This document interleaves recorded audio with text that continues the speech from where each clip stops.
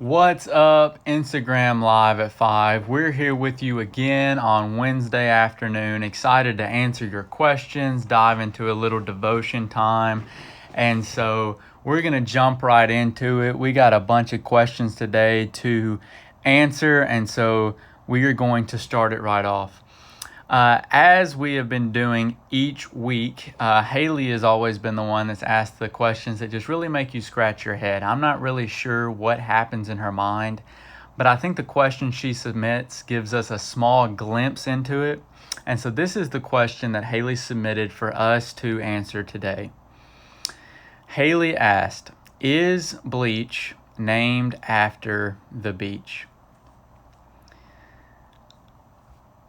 I've spent many hours thinking over how someone's train of thought could even get to ask this question, much less how I was going to answer it. And so I'll say this. Bleach is named, it's a, short term for sodium hypochlorite. In no way is it in any way related to the beach at all. So no, Haley, bleach is not named after the beach. Moving on. All right, so Gracie McEarl asked, "Who is my favorite motivational speaker?" Now, I think this is like a niche thing because a motivational speaker, I think, would be a little bit, "What's up, Gracie?" Shout out. A motivational speaker is a little bit different than like a preacher or something like that. And so that's a very niche area. So I would say there are two people who I would probably consider motivational speakers over than preachers that I would say are my favorite. One guy is John Acuff. If you haven't checked John Acuff out, you'll have to check him out. He's a motivational speaker. He's written some books and stuff. He's pretty solid. And then Bob Goff. Man, Bob Goff, I don't know if he'd consider himself a motivational speaker, but that dude's pretty erratic in the way that he's very eccentric in the way that he talks, but man, he's got some good stuff to say. So Bob Goff is who I'd probably lean to. He's got a couple of good books out. And so I'd check some Bob Goff out if I was you. He's one of those guys that the whole time he's talking, you're like, wow, this guy is fired up. Like he's just everywhere, but you can't stop paying attention. Like he doesn't let you. So I would say Bob Goff is up there for sure. There are so many questions today. This is awesome. All right. So Keith asked, Star Wars or Marvel? This is a difficult question because I feel like Star Wars and Marvel are both like so like pinnacle in the movie industry, and yet like their movies are also like very different. Like if you said Marvel or DC, I would have to say Marvel. But Star Wars or Marvel, I would probably still lean closer to Marvel just because I've watched them more. But man, Star Wars, they're one of a kind. But if it was just like what movie am I going to sit down and watch, it would probably be a Star Wars, or it would probably be a Marvel movie over Star Wars. So that was a tough question, but that was a good one. All right, let's see. Nathan Lewis asked, people have been killed more for religion than probably anything else. So what are my thoughts on that? I would say that religion in and of itself makes people very passionate. And so sadly, a lot of times in religion, people become very dogmatic in their beliefs, and there becomes a tipping point where you can't accept that somebody else would believe differently than you. And so sadly, a lot of people's religion pushes them to hate other people rather than what our religion, really more a relationship with Jesus, would push you to do. And that's to love God and love others. And so really that concept is foreign to a Christian, that you would, because they believe something different than you, it would push them, or it would push you to want to kill them. Now, sadly, in the legalistic view of so many other religions, when you have philosophical disagreements with somebody, that means that you should hate them. And that has led people to kill other people in the name of religion. I will say, I think that murders for the sake of religion is a sign of a fallen world that we live in. And, for anybody, and if you want to get into history of Christianity and the Crusades and all of that, I think that any time that's led to that, it's people who were dogmatic under the wrong things. And so, yeah, that's my thoughts on that. Let's see. If there was one question that I would like to ask God, what would it be? Rachel submitted that question. this is one of those questions like, man, when you get to heaven, when you see God, what is something you want to ask him? Would it be like an event that happened in your life? God, why did this happen? What would you ask? But I think just a simple question is, God, why mosquitoes? I mean, like, out of all of the different things that you could bless us with and how you've blessed us, why mosquitoes? What is their purpose? That's what I would ask. Why did you allow? Why didn't Noah? Why couldn't he just smack those 2 mosquitoes and it been done with it? So why mosquitoes? Grace asked a good question. So this is kind of a topical question. If you've not seen the movie, you'll have to get over and watch it. So there's a movie, Inside Out, and she asked, does Inside Out actually happen in our head? So if you haven't seen the movie Inside Out, it takes a look inside of this little girl's head. It's actually a pretty dark movie. Like Pixar, Disney, some of those movies, they can get pretty dark sometimes. Inside Out's one of those. But it looks inside of this girl's head at the emotions that take place. And what happens is sadness kind of takes over, and then sadness kind of goes away. It takes over her persona, and then before you know it, resentment and anger and things like that take over. And I think even though as dark as that movie can be, especially for a kid, like I don't know if they understand all the repercussions of what that movie means. But I think for us, if we're looking back on it, if we let one emotion in our life that's not like joy or happiness, if we let sadness or fear or discontentment or anger or any of that override our own emotions, I think that the things that happen in that movie are very realistic pictures of what happened in our life. And so while I don't know if people, our different emotions try to fight over the controls, I think it was a pretty good representation of what happens in our head. And so, yeah, check out the Inside Out movie if you haven't watched it. It's pretty crazy, so you'll have to check that out. Let's see, different questions that were asked. So I think all the questions have been asked except for Tara's. Tara asked, what things will I change or reevaluate since COVID? That's a good question. There have been a ton of seminars, a ton of Zoom meetings and things in the past several days, months, since we've been in COVID on how to continue in ministry through all of this and how to not waste it and all of that. I would say for me personally, of course, our church is going through different guidelines and stuff like that. But for me personally, I would say this. I think that I will appreciate meeting in person more as we get back than I ever have. 28 years of life in church, never in my life has there ever been an opportunity where I couldn't meet in person with my church family until now, barring like snow or ice, minimal temporary things. There's never been a time, and in any Christian alive today, there's never been a time where you for 2 months couldn't meet with your church family. Now, you might have chosen not to meet with your church family, but there was never an order that says you couldn't do it, or you shouldn't, I guess is better. I guess they didn't tell us we couldn't, but we shouldn't meet. So I think that one thing that I would change or reevaluate in myself is how I appreciate the meeting together with everybody.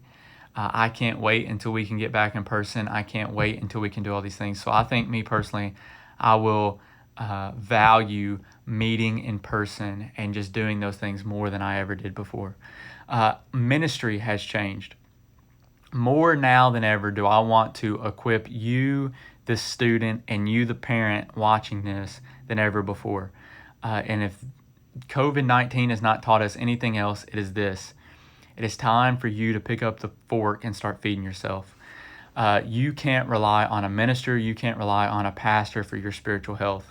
And so for a long time, you might have been relying on me or Brother Clay or your Sunday school teacher to pick up the fork week in and week out and feed you the Bible. You can't do that. And these times are showing us that even more than ever. It's time for you to pick up the fork, feed yourself, and then start pouring into other people. You have to be responsible for your own spiritual health and condition. We are here to shepherd you. We are here to guide you and help you, but it is your responsibility to do it. And so that's what I would say. One thing I hope that other people start reevaluating, or changing is that it is your personal responsibility and your relationship with Jesus. And then it's your responsibility to start reaching out to your friends. During this time, I've realized more than ever, I can't reach your friends by myself. I can't reach your families by myself. It's going to take you saying, you know what? I know that my friend, Mary, Bob, whoever, they don't have a relationship with Jesus, or they don't have signs that they have a relationship with Jesus. And you know what? If there has been anything that has shown us how much out of control life is, it has been this situation. And so I better go and share with them about Jesus. Tell them about the hope, the peace, the certainty that we can have in this uncertain life. The control that we can have in this out of control is this: we can control our eternal destiny. We can control the fact that if we put our faith and trust in Jesus, we know where we will spend eternity. And so that's what I would say I would change or reevaluate since COVID. Few announcements and things before we kind of start making a transition into our lesson. First, if you didn't see where we're in the process of hiring a new middle school and recreation minister, Alex Williams, we are in the process of doing that. I'm excited about Alex and his new wife, Kirsty, hopefully coming on staff with us June 1st. I'm excited to what he can bring to us for our student ministry. And so if you haven't seen that, be praying for Alex, be praying for Kirsty as we're in the voting process of that. And hopefully he'll be able to start on staff with us on June the 1st. Also, if you didn't see, Strength to Stand camp was canceled. We're bummed about that summer camp has been canceled, but we just want you to know that as restrictions and things are being lifted and as we are going through that process, we're going to do everything we can to provide something for you this summer. So we're going to try to do something. And so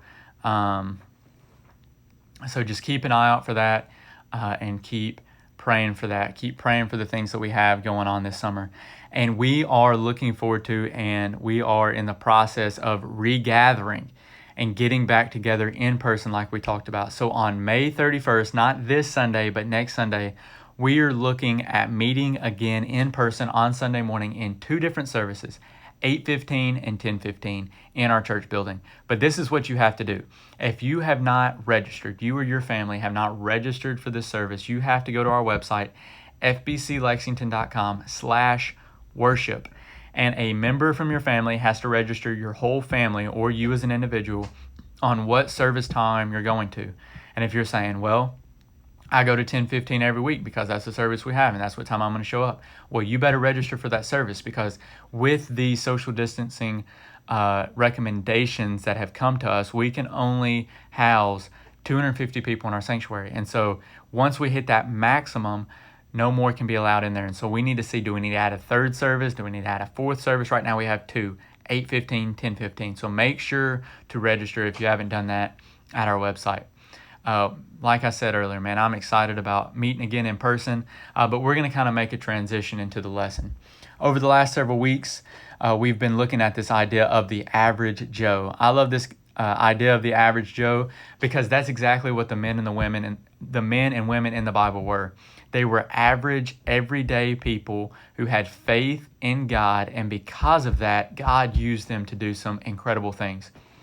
Last week, we looked at Abraham and how God called him out of his land, and we looked at the idea of a bright future ahead, and we have went through graduations. We talked about the seniors and how you have a bright future ahead. Abraham is one of the few people in the Hall of Fame of Faith who have multiple sections about his life, because that's just how much he had faith in God and how much God used him. And we're going to look at him again in Hebrews 11 and 12, and then 17 and 19. It says this: by faith, even Sarah, Abraham's wife, herself, when she was unable to have children, received power to conceive offspring, even though she was past the age, since she considered that the one who had promised was faithful. Therefore, from one man, in fact, from one good as dead, he's so old, God's saying basically, man, he was dead. There was no way he could continue anymore.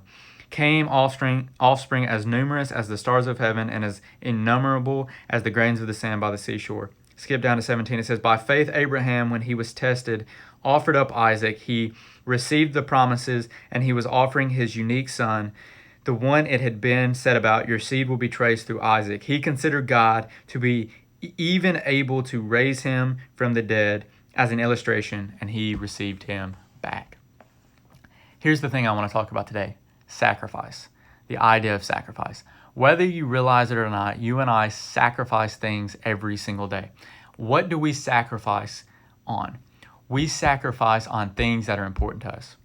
We make little sacrifices every day, whether it's our time, whether it's our money, whether it's effort or ability. We make personal sacrifices every day.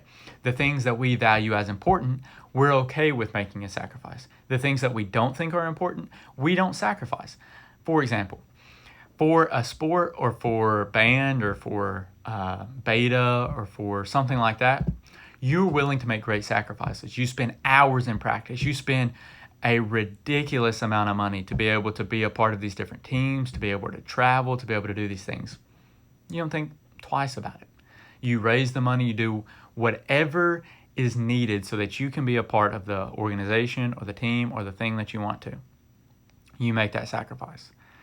For the college that you want to go to, some of you sacrifice hours in study to do well on tests. You do test preps, you try to do well on the ACT, you get community service hours. You make a great sacrifice for the college and the future that you want ahead of you. For you college athletes who, or for you middle school and high school athletes who want to be college athletes, you sacrifice so much time practicing, or you should be, because there are so many that want to excel at a college level, but so few get the opportunity. So you go out day in and day out practicing, working out, running, so that you can be in the best shape. Musicians, you practice so that you can be the best. You don't think twice about that sacrifice. Or let's maybe even take it another step. Relationships, friends, boyfriends, girlfriends, you make great sacrifices in time. Man, you will stay up hours talking to somebody on the phone. You will FaceTime them till 3 or 4 in the morning, knowing you have to wake up at 7 or 8 o'clock that very morning, only getting 3-4 hours of sleep because you want to spend time with them. And so you're willing to make that sacrifice. You're willing to do whatever it takes to be with them. You're willing to do whatever it takes to exceed in their eyes. And then when it comes to God, so many times what we say is that we understand the sacrifice that Jesus made for us, but we don't want to sacrifice anything when it comes to us living for Him. We want all the reward, but we don't want any of the work. And the truth is that the blessings that come from our life not only come from Jesus' sacrifice, but it comes from our own personal sacrifices that we're supposed to give God as well. Jesus he said, if you want to follow me, you must deny yourself, pick up your cross daily, and follow me. That's the idea of a daily personal sacrifice.